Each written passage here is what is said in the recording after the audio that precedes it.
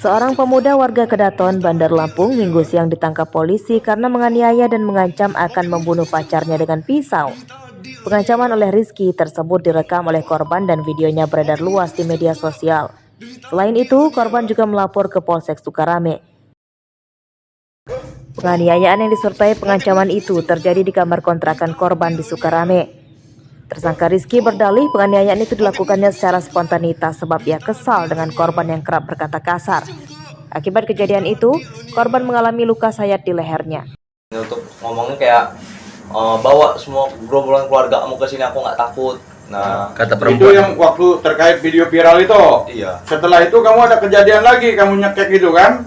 Dapat Iya. beberapa hari yang lalu, beberapa hari setelahnya. Malam itu juga, Pak?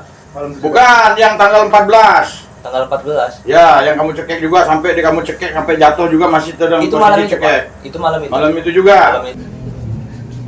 Sedangkan hasil penyidikan polisi mengungkap penganiayaan itu dipicu tersangka marah saat dinasihati korban supaya bertobat dari kecanduan berjudi slot.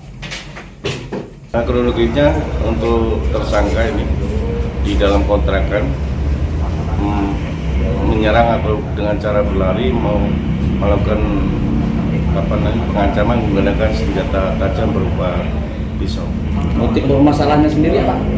Kalau keterangan dari pelapor ini karena pernah main judi online atau judi slot. Polisi menyita pisau yang dipakai tersangka untuk menganiaya korban serta pakaian korban sebagai barang bukti. Atas perbuatannya, tersangka terancam hukuman 7 tahun penjara. Robi Lasto melaporkan dari Bandar Lampung.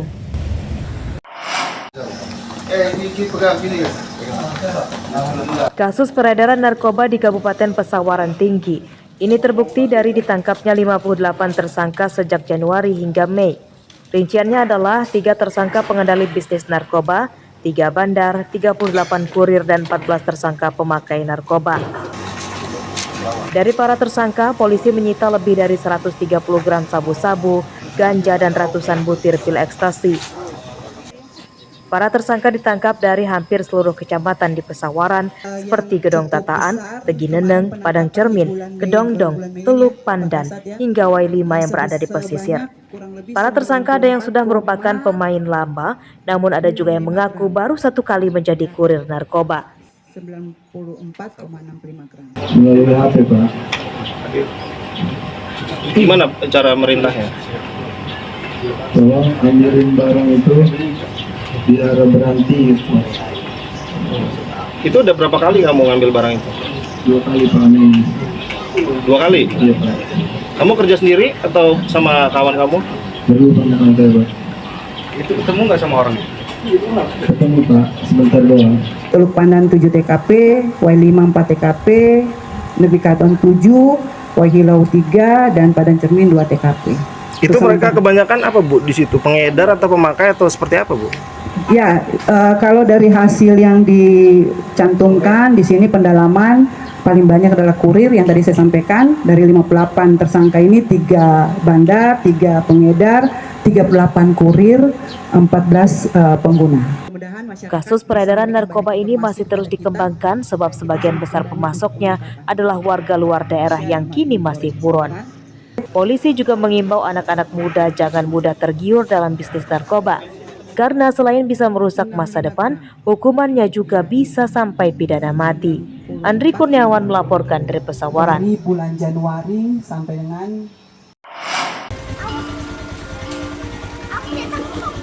Merasa hanya menerima uang 5 juta rupiah namun divonis tinggi, terdakwa Ismir Ham, mantan kabid di Dinas Pemberdayaan Masyarakat Desa Lampung Utara, lakukan upaya kasasi ke Pengadilan Negeri Tanjung Karang. Berkasnya diantarkan kuasa hukum terdakwa pada Jumat siang. Pihak terdakwa berharap hakim lebih jeli melihat berkas perkaranya karena 5 juta rupiah itu dianggap terlalu kecil untuk kasus suap biaya pendampingan BIMTEK Kepala Desa tahun 2022. Pihak pengadilan sudah menerima berkasnya dan akan dipelajari. Sudah menyatakan kasasi terhadap perkara Dinas PMD Lampung Utara, khususnya kepala bidangnya Hadi Ismir Hadi. Hari ini tanggal 21 Mei kita terhitung maksimal sih besok ya. Tapi karena hari ini biar kemudian cepat clear ya, kita masukkan memori kasasi. Kasus korupsi tersebut ini melibatkan 4 terdakwa. Mereka adalah Abdurrahman yang divonis 18 bulan penjara, Ismirham divonis 14 bulan penjara, Nanang Furkon dan juga Ngadiman yang divonis 18 bulan penjara. Para terdakwa adalah pemberi dan penerima suap dengan besaran uang yang berbeda-beda. Arsadi Saputra melaporkan dari Bandar Lampung.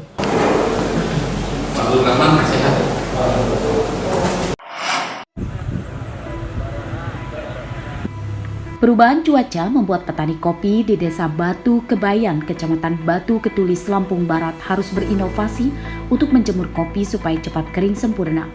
Mereka menggunakan metode rumah jemur yang dianggap sangat efektif. Salah satu petani yang menginisiasi metode ini adalah Rohim. Awalnya ia cukup kesulitan menjemur kopi di saat musim hujan.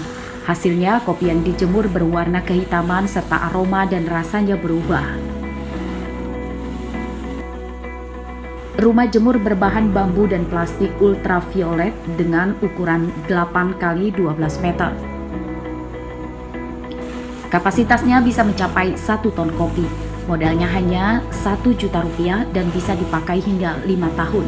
Suhu panasnya lebih tinggi sehingga biji kopi cepat kering dalam 5 hari yang biasanya bisa seminggu.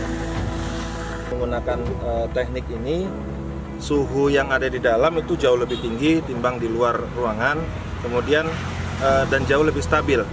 Karena sudah kami coba jam 8 sampai jam 9 malam itu suhunya masih hangat, sedangkan di luar sudah cukup dingin. Artinya dari situ saja bisa kita lihat bahwa proses percepatan pengeringan kopi itu jauh lebih cepat. Rumah jemur sangat disarankan dipakai semua petani kopi karena bisa menghemat waktu dan biaya.